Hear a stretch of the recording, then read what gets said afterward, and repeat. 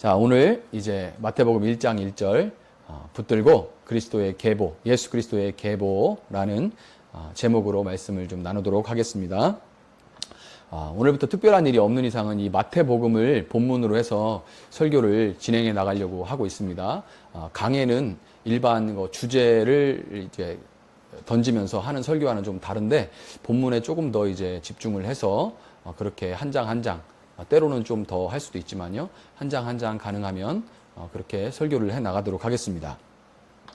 그리스 로마 사람들을 대상으로 그 당시엔 이방인들이라고 불렸죠. 그리스 로마 사람들을 비롯한 이방 기독교인들, 이들을 중심으로 대상으로 기록한 누가복음과는 반대로 마태복음은 유대 기독교인들을 대상으로 기록됐는데요. 누가복음은 이방 기독교인들을 대상으로, 그 다음에 이 마태복음은 유대 기독교인들을 대상으로 그렇게 기록이 되어 있습니다.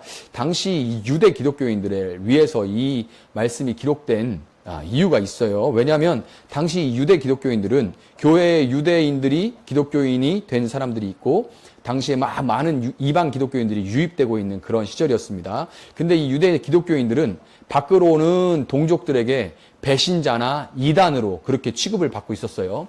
배신자들이라고 그렇게 또 이단이라고 취급을, 유대교인들이니까 그렇게 취급을 받고 있으면서 관계적으로 그 전에 맺고 있던 그런 관계들이 어려움을 당했겠죠. 또 재정적으로도 종교사회였던 그런 이스라엘에서 어려움이 참 많았습니다. 그래서 관계적으로 재정적으로 어려움을 겪고 있는 데다가 또 안으로는 무슨 일이 있었냐면 이들은 문화적인 배경으로 유대인이었기 때문에 이 율법을 벗어날 수가 없었습니다. 율법은 곧 그들의 삶이었어요. 그런데 교회 안에 늘어가는 이 이방인들은 유대적인 배경이 전혀 없잖아요. 구약 성경에 대한 그런 배경 지식도 별로 없었습니다. 그리고 그 문화도 이해할 수가 없었고요. 그래서 그 이방 기독교인들이 보기에는 유대 기독교인들은 정말 이 소위 요즘 말하는 꼰대스러운 짓들을 계속하는 율법의 메인자들이다 하는 그런 취급을 받았습니다. 자기들도 그러고 싶어서 그러는 게 아닌데 계속해서 그런 이제 정죄를 받고 있는 그런 상황에 굉장히 혼란과 갈등을 경험하고 있었습니다. 우리 교회 성도님들은 제가 알기로는 처음 신앙생활을 시작하는 사람들보다는 가족으로 인해서 기독교 배경에서 자라거나 혹은 낮거나, 모태신앙이라 하죠. 낮거나 또 그 안에서 어렸을 때 또 엄마 아빠가 교회를 다니면서 그 신앙 분위기 안에서 자라거나 오랫동안 신앙생활을 해오다가 한동안 쉬었거나 특별히 이제 코로나 기간에 쉬신 분들도 많죠. 그리고 신앙생활에 지금 동력을 잃어버린 경우가 많기 때문에 제가 이제 어떤 말씀으로 이제 강해를 시작해야 됐나 할 때 누가복음보다는 마태복음으로 해야겠다는 그런 생각이 들었어요. 왜냐하면 이 기독교 문화에 생송한 처음 이제 교회 문화에 대해서 전혀 모르고 하나님 말씀에 대한 어떤 배경 지식이 전혀 없고 유대 문화 이런 거에 대한 교회 문화에 대한 배경 지식이 전혀 없는 이방 기독교인들보다는 성경 이야기에 익숙한 그 문화에 익숙한 유대 기독교에 가깝다고 할 수가 있다는 그런 생각이 들었기 때문이에요. 오랜 교회 생활로 세상 문화에 아예 섞여 살기에는 뭔가 꺼림직하고 세상 문화에 완전 섞여 살기에는 당시에는 즐거운데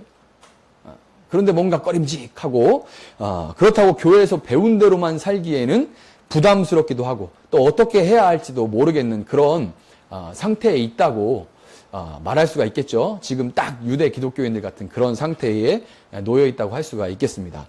이 마태복음은 족보로 시작합니다. 현대인들에게 족보는 조금 낯설지만 어려서부터 창세기를 비롯한 모세오경을 달달달달 외우던 이 유대인들에게 이 족보는 자기뿐만 아니라 자기 민족의 정체성을 보여주는 역사 그 자체였어요. 한편 이 마태복음은 제자도, 제자들의 길, 그리고 하나님의 나라, 심판 등에 대한 예수님의 가르침을 주제별로 이렇게 분리해 놓은. 그래서 제가 마태복음을 좋아하는 게 이렇게 주제별로 분리해 놨습니다. 마태가 셀이었기 때문에 이렇게 카테고리를 잡아서 섹션별로 묶어놓는 걸 참 잘해요. 그래서 주제별로 이렇게 가르침을 묶어놓은 그런 특징을 가지고 있어요. 그래서 이러한 마태복음을 통해서 우리 교회의 정체성을 재확인하고 그 정체성에 따라서 세상 속에서 어떻게 살아가야 할지에 대해서 말씀하시는 하나님께 귀를 함께 기울여 나가보도록 하겠습니다. 자, 마태복음은 신약의 첫 책이죠. 너무 감격스러우고 마음이 웅장한데 신약 성경 1면에 있습니다. 이렇게 하고 1장 1절입니다. 이렇게 말할 때 제 마음에는 뭔가 감격이 있었어요. 그런데 이 마태복음이 처음 기록된 복음서는 아닙니다. 맨 처음에 있으니까 제일 처음에 썼으니까 맨 처음에 있겠지 이렇게 생각하시는 분들도 있겠지만 그렇지 않아요. 맨 처음 쓰인 그 복음서는 마가복음입니다. 마태복음 다음에 나오는 마가복음이에요. 그런데 왜 마태복음이 맨 처음에 나오냐면 오늘 우리가 읽은 이 본문 예수 그리스도의 계보, 족보 때문에 예수 그리스도의 계보라 요 한 절 때문에 이 마태복음이 맨 처음에 나오는 거예요. 그만큼 정말 중요하고 굉장한 선포를 담고 있으면서 신약 성경을 이 문을 열어젖히는 그 역할을 맡은 것이 마태복음이고 그 중에 1장 1절인 겁니다. 자, 오늘 본문 1장 1절 보면 예수 그리스도를 아브라함과 다윗의 자손이라 이렇게 소개를 하는데요. 원어 그대로 이 헬라어 성경 원어 그대로 보면 다윗과 아브라함의 자손 이렇게 순서가 다윗과 아브라함이 나오는 게 맞아요. 이 유대인들은 헬라어로 기록을 한다 하더라도 순서에 굉장히 예민합니다. 그래서 먼저 뭐가 나오느냐가 중요한데 다윗과 아브라함의 자손이에요. 그건 다윗, 이 왕으로서 다윗이 더 중요하다 그런 뜻을 가지고 있는 거죠. 다윗은 여러분 다윗 하면 많이 떠오르는 얘기들이 있을 거예요. 이스라엘의 영토를 확장하고 이스라엘을 하나님의 법에 따라 통치했으며 아들 솔로몬을 통해서 성전을 건축했던 왕입니다. 이스라엘의 영토는 하나님의 나라의 영토를 상징하고 성전은 온 우주를 성전 삼으신 하나님이 특별하게 임재하시는 지성소, 하나님이 특별히 임재하시는 지성소, 홀리 오브 더 홀리, 가장 이 성스러운 곳을 이렇게 상징하기 때문에 성전이라는 것이 영토 확장과 성전 건축은 메시아, 구원자로서의 자격을 보여주는 그런 것입니다. 성전 건축과 그리고 영토 확장은 메시아, 구원자로서의 자격 요건을 말하기도 해요. 자, 그 다음에 아브라함이라는 사람이 있죠. 아브라함, 요즘에 우리가 이제 새벽 날개 하면서 자주 언급하는 이 아브라함. 그래서 아주 낯이 익은 사람인데 아브라함은 믿음으로 그의 자녀가 하늘의 별과 같이 바닷가의 모래와 같아질 것이다. 이런 하나님의 약속을 받았죠. 또 그의 씨가 대적, 원수의 성문을 차지할 거다. 원수의 땅을 빼앗을 거란 얘기예요. 그 다음에 그 소유를 빼앗을 것이란 얘기입니다. 그 다음에 세계 만민이 그의 자손을 통해서 구원의 복을 받을 것이다. 너는 복이 될지라. 그리고 너를 통해서 모든 민족이 복을 받을 것이다. 그것은 구원의 복을 의미하는 거예요. 자, 이런 약속을 받은 사람이 바로 아브라함이죠. 이런 사실들을 이제 다윗과 아브라함의 자손, 예수 그리스도의 계보, 이런 사실들을 종합해 볼 때 예수 그리스도는 아브라함의 씨로서 대적으로 인해 고통당하고 있는 하나님의 자녀들을 회복해서 건져내서 그들로 다시금 모든 민족이 성전에서 하나님을 예배하게 하는 그 사명을 감당하도록 하시기 위해서 이 땅에 오신 누구예요? 참된 왕이시라는 거예요. 참된 왕이시라는 겁니다. 결국 이 신약의 첫 책인 마태복음이 구약의 첫 책인 창세기를 떠올리게 하는 족보로 시작하는 것은 왕이신 예수님이 대적으로 인해서 망가진 창조 세상을, 온 하늘과 땅을 다시금 회복하는 새 창조, 재창조를 위해서 이 땅에 오신 분이라는 것을 선포하면서 신약을 열어 젖히는 거예요. 왜 굳이 창세기 하면 떠오르는 거 족보들이잖아요. 왜 족보로 시작했느냐? 새 창조다라는 것을, 예수님은 새 창조하시는, 재창조하는 분이시다라는 것을 보여주는 겁니다. 자, 참된 왕이신 예수님이 이 땅에 오셔야만 했던 이유를 조금 더 자세하게 우리가 족보에서 구체적으로 이제 좀 볼 수가 있어요. 제가 지금 그 이유에 대해서 간단하게 설명을 드렸고, 좀 더 자세하게 그 왕이신 예수님이 오셔야만 했던 이유를 족보에서 찾아볼 수가 있는데, 한번 17절을 보세요. 17절을 보면 족보는 아브라함부터 다윗까지 14대, 다윗부터 바벨론에 사로잡혀 갈 때까지 14대, 그리고 바벨론에 사로잡혀 간 이후로부터 예수님이 나실 때까지, 예수님까지 14대, 이렇게 총 14 곱하기 3, 뭐죠? 42 42대로 구성되어 있는데 사실 진짜 역사를 보면 그 기간 동안에는 실제는 42가 넘는 사람들의 이름이 그 족보 위에 올라가 있습니다. 그렇지만 목적을 가지고 그렇게 편집하고 재구성한 거예요. 목적을 가지고 42로 편집하고 재구성을 한 겁니다. 아브라함부터 다윗까지 하나님은 하나님의 나라를 세워가시기 위해서 그 역사를 본격적으로 시작하셨죠. 땅과 가나안 땅과 또 이스라엘 백성들을 준비하시면서 당신의 계획을 진행시켜 나가셨습니다. 하나님께서 아브라함부터 다윗까지 마침내 당신의 마음에 합한 자라고 그렇게 평가받는 다윗 왕에 이르러서 하나님의 나라는 마치 이제 완성된 것처럼 정말 이제 이 땅에 온 것처럼 그렇게 보여지고 있었는데 그때 일어난 사건이 오늘 본문은 아니지만 마태복음 1장의 6절에 일어난 사건입니다. 바로 이 다윗이 자신의 힘을 남용해서 이 우리아를 전쟁터에서 죽게 만들고 자기 힘을 완전 남용했죠. 왕이라는 자기 힘을 남용해서 우리아를 전쟁터에서 죽게 만들고 그의 아내 밧세바와 간통을 저지른 사건입니다. 사도 마태는 다른 여인들과 다르게 다른 여인들의 이름이 족보에서 여러분 찾을 수가 있죠. 그런데 다른 여인들과 다르게 족보에 이 밧세바라는 이름을 기록하지 않고 우리아의 아내라고 기록해놔요. 그래서 적나라하게 그때 무슨 사건이 일어났는지를 분명하게 보여주는 겁니다. 나중에 우리아가 죽고 나서 다윗이 그녀를 정결케 한 다음에 결혼해서 솔로몬을 낳았어요. 그런데도 성경은 명확하게 기록합니다. 그것은 다윗의 아내가 아니라 누구의 아내라는 거예요? 우리아의 아내로 그렇게 기록되어 있습니다. 그리고 그 이름이 기록되어 있지 않아요. 그 일이 얼마나 이스라엘 역사에 뼈아픈 사건이었는지를 사도 마태가 이렇게 기록을 남겨놓은 겁니다. 일부러.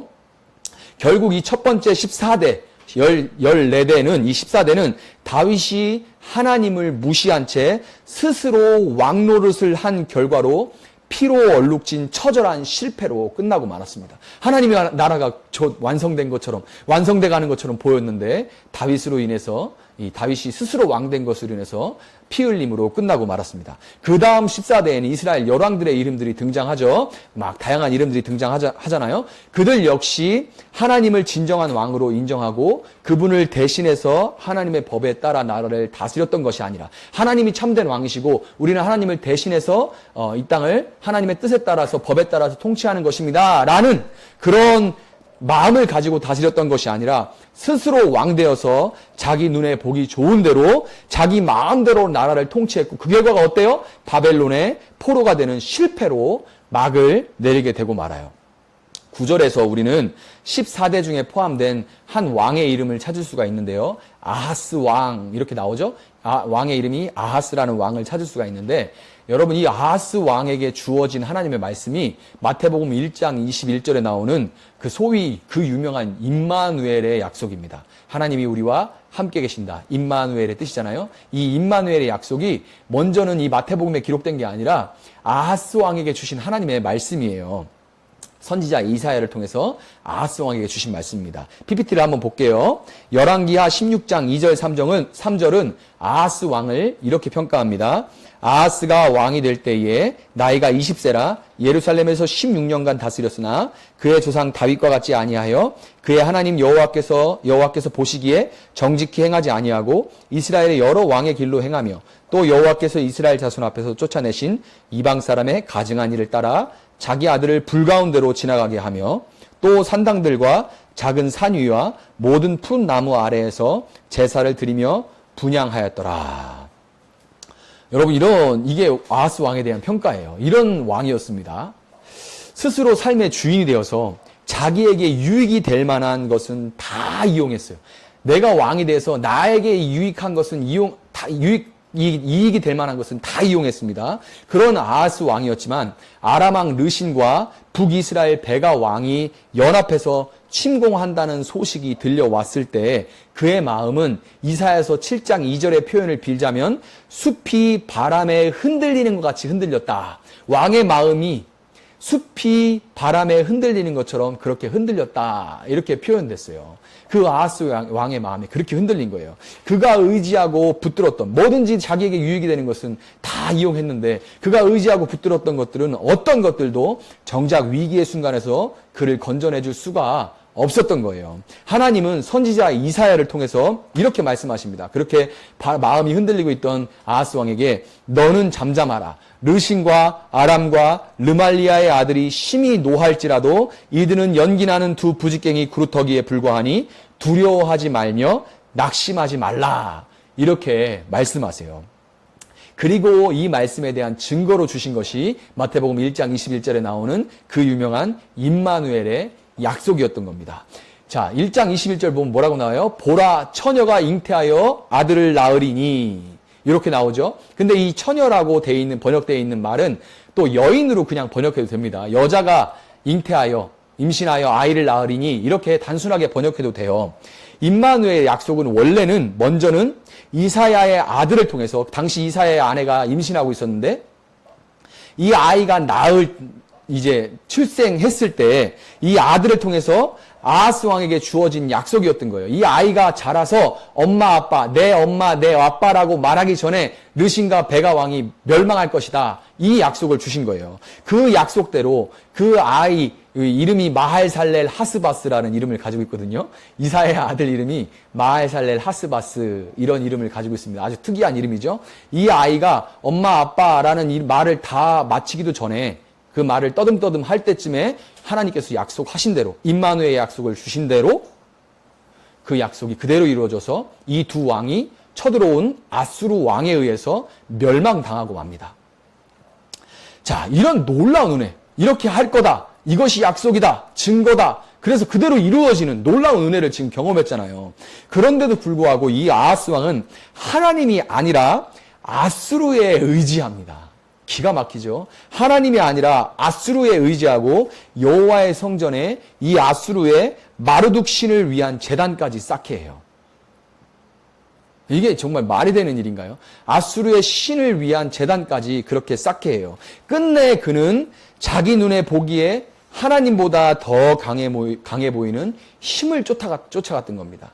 약속하시고 그 약속을 성취하신 하나님이 아니라 실제 이스라엘의 왕으로서 이스라엘을 보호하시고 다스려 가시는 하나님이 아니라 자기 눈에 하나님보다 더 당장 힘세 보이는 아수르의 힘을 쫓아갔던 거예요. 하나님이 아니라 힘에 의지하며 힘을 쫓았던 이 이스라엘의 열왕들은 결국 당시에 최강의 힘을 가졌던 아수르조차도 어찌할 수 없는 최강의 힘을 가졌던 바벨론에 의해서 패망해서 눈이 뽑힌 채 사슬에 매여 포로 질질 끌려가는 그런 신세가 되고 말았습니다. 마지막 14대가 나오죠. 이 마지막 14대는 바벨론 포로 시절부터 예수 그리스도가 나실 때까지인데요. 하나님은 이 70년간의 포로 생활을 하던 이스라엘을 건져내셔서 이런 일은 역사에 유례가 없습니다.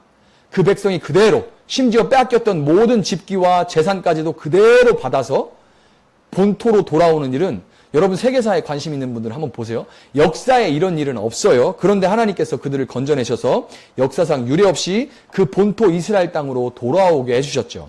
그럼에도 불구하고 말라기서, 구약성경의 마지막 성경인 이 말라기서를 보면 이스라엘이 처음 본토에 돌아왔을 때의 마음과 달리 시간이 지나가면서 하나님을 어떻게 대했는지를 우리가 볼 수가 있습니다. 한번 PPT 보세요. 말라기서 1장 13절입니다. 만군의 여호와가 이르노라 너희가 또 말하기를 이 일이 얼마나 번거로운고 하며 코웃음치고 왜 이렇게 귀찮아? 왜 이렇게 번거로워? 왜 이렇게 할 일이 많아? 이렇게 코웃음 쳤다는 거죠. 그리고 훔친 물건과 저는 것, 병든 것을 가져왔느니라. 너희가 이같이 봉헌물을 가져오니 내가 그것을 너희 손에서 받겠느냐? 이는 여호와의 말이니라. 여러분 이스라엘 백성들이 하나님을 예배하는 일을 이렇게 귀찮게 여기게 된 이유는 그 앞에 말라기서 1장 2절에 기록되어 있어요. 뭐라고 나오냐면요. 여호와께서 이르시되 내가 너희를 사랑하였노라. 내가 너희를 사랑하였노라. 이렇게 하나 너희는 이르기를 주께서 어떻게 우리를 사랑하셨나이까 하는도다. 내가 너희를 사랑하였노라. 이렇게 하나님께서 말씀하시니 이스라엘 백성들은 주께서 어떻게 우리를 사랑하셨. 언제? 어떻게 우리를 사랑했는데요? 이렇게 따진다는 거예요. 이스라엘은 이 하나님의 사랑과 은혜를 기억하지 못하고 감사함을 잃어버린 채 하나님의 법을 따라 살 것을 요구하는 하나님을 번거로워하면서 다시금 자신들에게 이익과 쾌락을 안겨주는 음행과 압제로 점철된 악의 길을 걸어가고 말았던 겁니다. 실패로 얼룩진 이 누더기 같은 족보는 예수님이 오시고 나서 끝나버리게 됩니다. 실패와 이 죄악으로 얼룩진 누더기 같은, 정말 누더기 같은, 짧게 기록되어 있지만 정말 실패와 죄악들로 어긋나 있는 그런 누더기 같은 족보예요. 그런데 예수님이 오시니까 그 족보가 끝나게 됩니다. 예수님 뒤로는 더 이상 실패의 기록이 없이 새로운 족보, 새 창조의 족보가 시작되는 거예요. 새 창조의 역사가 시작되는 것입니다. 이 족보가 14대씩 세 부분으로 나뉘어서 기록된 것은 이 히브리어 다비드, 다윗이 이제 히브리어로는 다비드거든요. 이 다비드가 다비드라는 이름의 알파벳이 다비드 이렇게 돼 있는데 이 우리나라 말로 하면 기역, 니은, 디귿에 숫자가 각자 숫자가 들어가 있어요. 이거를 이대로 하면은 다비드라는 이름이 거기에 걸맞는 숫자가 딱 14이기 때문에 14, 14, 14 이렇게 기록되어 있는 겁니다. 그래서 일부러 14로 맞춘 거예요. 이스라엘의 가장 위대한 왕, 모두가 존경하는 그 다윗왕, 적들을 무찌르고 성전을 지으려고 했던 다윗왕은 자기 힘을 의지하다가 피를 흘림으로 결국 메시아, 이 구원자의 역할에 실패했고 하나님의 나라, 성전을 짓고 하나님의 나라를 확장해가는 이 일에 결국 실패했지만 예수님은 오셔서 죽기까지 하나님 말씀에 순종하심으로 각 시기마다 스스로 왕됨으로 말미암아 실패로 끝나버린 죄악의 역사를 끝내고 하나님의 구원 사역을 성취함으로써 마침내 온전한 성전, 하나님의 나라를 이 땅에 시작하시게 된 거예요. 여러분이 메시아를 히브리어로 바꾼 것이 메시아, 이 구원자, 기름 부음 받은 자라는 뜻을 가지고 있는 이 메시아를 헬라어로 바꾼 것이 바로 그리스도입니다. 그것이 그리스도예요. 예수님의 이 칭호, 어떤 사람 정말 이러면 안 되는데 예수 그리스도 하면 미국 말 이름처럼 앞에 이름이 있고 뒤에 성이 있는 것처럼 예수가 이름이고 성이 그리스도라고 이렇게 생각하는 사람들도 있더라고요. 정말 그러시면 안 됩니다. 예수 그리스도라는 이 칭호는 인간 다윗 왕이 아니라 참된 메시아요 구원자이신 예수 그리스도가 온전한 실패한 인간 다윗 왕이 아니라 온전한 다윗 왕으로서 이 땅에 오셔야만 했던 이유를 그대로 우리에게 보여주는 거예요. 그리스도라는 칭호가 메시아, 인간 다윗 왕은 실패했으나 그러나 참된 메시아가 오셨다는 것을 보여주는 것이 그의 이름에 붙은 칭호 그리스도인 겁니다. 왕으로 이 땅에 오신 이 예수 그리스도의 사역의 방식은 예수님의 이름에 그대로 나타나 있어요. 이 땅에 왕으로 오셨는데 그 사역하는, 일하시는 방식이 있잖아요. 그것은 이름에 그대로 담겨 있습니다. 그래서 1장 1절이 중요한 거예요. 아브라함과 다윗의 자손 예수 그리스도의 계보라 이렇게 나오죠. 이 이름도 정말 중요합니다. 예수라는 이름은 여호수아 또는 호세아라는 히브리 이름을 헬라식으로 바꾼 겁니다. 헬라식으로 바꾼 거예요. 여호수아, 호세아하고 이 헬라어 예수아는 똑같은 이름이에요. 먼저 이 여호수아는 죄와 죽음의 문화로 물든 가나안 땅을 정복해서 이스라엘의 영토로 삼았던 인물이죠.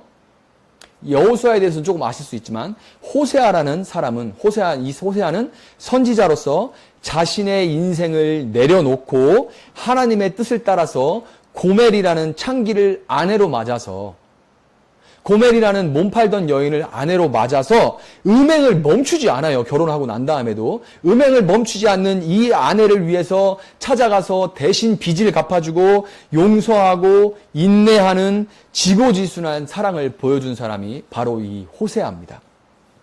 따라서 예수님은 여호수아로서 본문 21절에서 언급된 것처럼 죄와 사망 권세와 싸워서 자기 백성을 그들의 죄에서 구원하시되 하나님의 뜻에 순종하면서 끊임없이 음행을 행하는 그들을, 하나님의 백성들을 위해 길이 참으시고 자신의 생명으로 죄의 값을 치름으로써 그들을 용서하시는 그런 사역을 하시는 겁니다.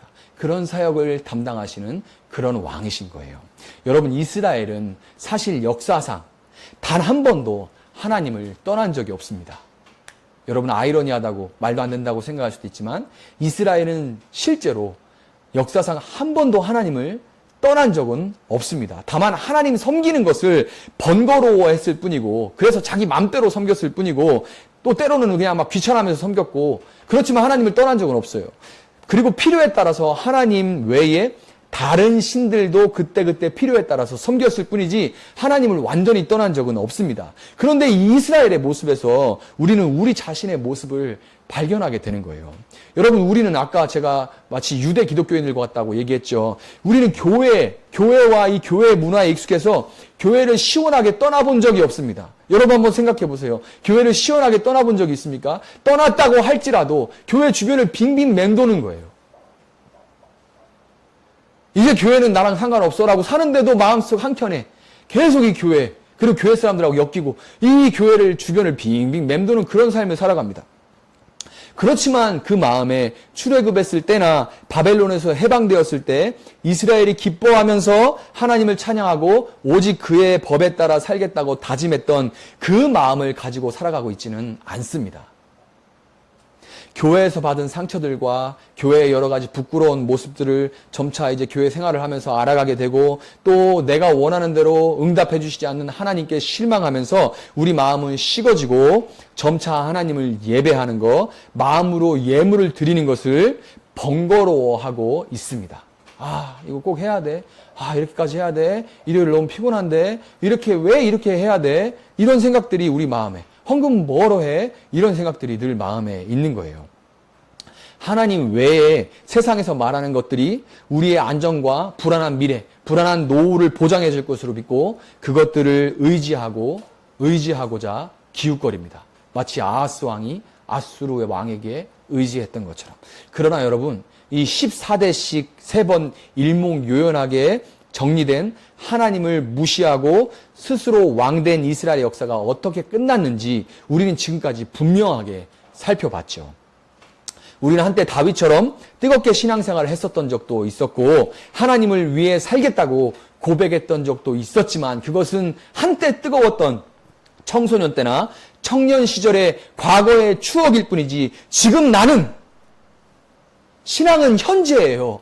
과거에 이랬다. 이거는 의미가 없습니다. 나 한때는 뜨거웠어. 이게 아니고 지금 나는 조금 살만한 사회인이 된 지금은 너무나 자주 찾아오는 유혹 앞에 하나님은 더 이상 아무 영향력이 없어요. 나름 부지런히 살면서 능력껏 어느 정도 이런저런 성취를 거두기도 했지만 아하스 왕과 같이 피할 수 없는 인생의 어려움 속에서 숲의 나무가 바람에 흔들리듯이 우리 마음은 흔들리면서 불안하게 살아왔던 것이 사실입니다. 하나님께 드리는 것조차 아까워하면서 기껏 쌓아둔 재물들은 수시로 찾아오는 인생의 적들에게 다 빼앗기고 일과 인정, 성공이라는 우리를 압제하는 이 로마 제국의 식민지 백성이 돼서 죽도록 일하지만 정작 내가 아니라 그 악한 제국 구조를 살찌우는데 부역하면서 살게 돼버리고 말았습니다. 여러분, 예수님은 창세기로부터 반복적으로 이어져 내려오는 이 죄악의 역사를 끊으려고 이 땅에 오셨어요. 스스로 왕 되어서 내 인생의 참된 왕이신 하나님을 등한시하고 당장 내 눈에 보기 좋은 대로, 먹기에 좋아 보이는 대로, 나를 지혜롭게 할 만큼 탐스럽게 보이는 것들을 우리가 쫓아갈 때 우리는 역사가 증명하는 대로, 역사는 실제를 기록해 놓은 겁니다. 역사가 증명하는 대로 망하고 포로가 되는 길을 걸어가게 되는 거예요. 예수 그리스도는 우리가 마음으로 주께서 마치 이스라엘 백성들처럼 주께서 어떻게 우리를 사랑하셨는데요. 언제 우리를 사랑하셨는데요. 저는 지금 힘들기만 한데요. 언제 우리를 사랑했는데요. 저를 기쁘게 하는 건 하나님이 아닌데요. 이런 우리 마음의 질문에 대해서, 그 물었던 질문에 대해서 하나님이 우리에게 주시는 답입니다. 그것이 예수 그리스도예요. 하나님은 끊임없이 하나님 외에 다른 것을 구하는 우리를 참으시면서 아들을 이 땅에 보내셔서 하나님을 배반한 우리의 죄를 위해서 대신 죽게 하셨죠. 그리고 우리에게 이렇게 말씀하십니다. 주께서 어떻게 우리를 사랑하셨냐고? 어떻게 우리를 사랑하셨냐고? 나는 너를 이렇게 사랑했다라고 하나님은 말씀하시는 거예요. 여러분, 아하스같이 두렵고 불안할 수밖에 없는 인생길에서 하나님만이 우리에게 임마누엘, 하나님이 우리와 함께 계신다는 그런 약속을 주시는입니다. 하나님이 우리와 함께 하신다는 영원한 증거인 예수 그리스도를 바라볼 때 우리는 비로소 강대한 연합군의 공격에도 두려워 떨지 않고 평안을 누리며 살아갈 수 있는 거예요. 여러분, 이 족보를 보면 한 가지 더 특이한 점이 한 가지 더 있는데요. 여러분 볼 수 있게 다말, 라합, 룻이라는 이 여인들의 이름이, 이방 여인들의 이름이 기록되어 있는 것을 여러분 볼 수가 있습니다. 다말은 여인으로서의 수치를 무릅쓰고 시아버지인 유다와 관계를 맺어서라도 유다 가문을, 예수님 유다 족속에서 오셨죠? 유다 가문을 이어주려고 했던 여인이고요. 이 다말이. 그 다음에 여리고의 기생 라합은 목숨을 걸고 죄로 물든 여리고 대신 하나님께 정복당하기를 택했습니다. 그리고 룻은 아무것도 되갚아 줄 수 없는 시어머니 나오미를 위해 자기 뿌리를 버리고 타국으로 이주해 왔던 여인이죠. 그들은 모두 왕이신 하나님과 그의 나라를 위해서 자신을 내려놓았고, 예수님은 죄로 물들어져 있는 이 족보 가운데 그들의 이 여인들, 보잘것없는 이 여인들의 헌신을 통해서 이 땅 가운데 나실 수 있었던 겁니다. 여러분, 하나님은 오늘도 이방 여인들과 같이 보잘것없고 내세울 것 없지만 진정으로 하나님을 왕으로 인정하는 사람들을 찾고 계십니다. 하나님을 진짜 왕으로 인정하는 그런 사람들을 찾고 계세요. 그리고 그들을 통해서 또 다른 누군가의 족보에 예수님이 찾아오시고 그들의 역사에도 예수님이 찾아오심으로써 슬픔과 아픔, 실패가 다 정복되고 끝나고 하나님과 동행하며 펼쳐지는 새로운 역사가 시작되기를 하나님은 원하시는 것입니다. 말씀을 정리하도록 하겠습니다. 여러분, 우리의 족보, 우리의 인생의 역사에는 30년이면 30년, 40년이면 40년, 50년이면 50년. 우리의 역사에는 여전히 감추고 싶은 비밀스러운 죄악들이 흘러가고 있고 그로 인한 아픈 사연들도 하나하나 기록되어 가고 있습니다. 그 모든 아픔과 슬픔 그리고 한숨은 누가 여러분의 왕이기 때문에 벌어진 일들입니까? 누가 여러분의 왕 되었기 때문에 슬픔과 아픔과 한숨이 일었던 겁니까? 하나님은 다시금 여러분 인생의 왕이 되시기를 원하세요. 그렇지만 하나님은 억지로, 폭력적으로 여러분이 내 겁니다. 내가 왕이에요. 내 인생의 주인은 나예요. 라고 우기는 그 왕권을 하나님은 억지로 찬탈하고 빼앗아가지는 않으세요. 하나님은 오늘 주께서 선지자를 통해 하신 그 말씀으로 역사 속에서 그 말씀이 어떻게 이루어져 왔는지를 여러분들이 보고 마음으로 돌이켜 죄악의 역사를 끊고 언제나 우리와 함께 하시는 임마누엘 예수 그리스도, 이 예수만이 우리의 참된 주인이요 왕이라고 고백하기를 원하고 기다리고 계시는 거예요. 여러분, 세리의 삶을 버리고 예수님과 동행하면서 마태복음이라는 새로운 역사를 기록한 이 사도 마태와 같이, 이 마태 사도는 그전에는 그냥 세리의 역사, 사람들에게 손가락질 받고 동족들에게 침뱉음을 받지만 어쨌든 내 배는 부르니까 자기 양심을 가리면서 아픔과 슬픔과 한숨으로 점철되어 있던 그런 역사를 끝내고 이 예수님과 함께 동행하며 마태복음이라는 새로운 역사를 기록했어요. 이와 마찬가지로 여러분의 예수님만이 나의 왕이요 주인입니다라는 그 고백을 통해서 여러분과 또한 여러분으로 인해 예수님을 왕으로 인정할 모든 사람들의 이 족보가, 그 역사가 생명과 풍성함이라는 또 다른 기록들로 채워져 가기를 주님의 이름으로 축복합니다.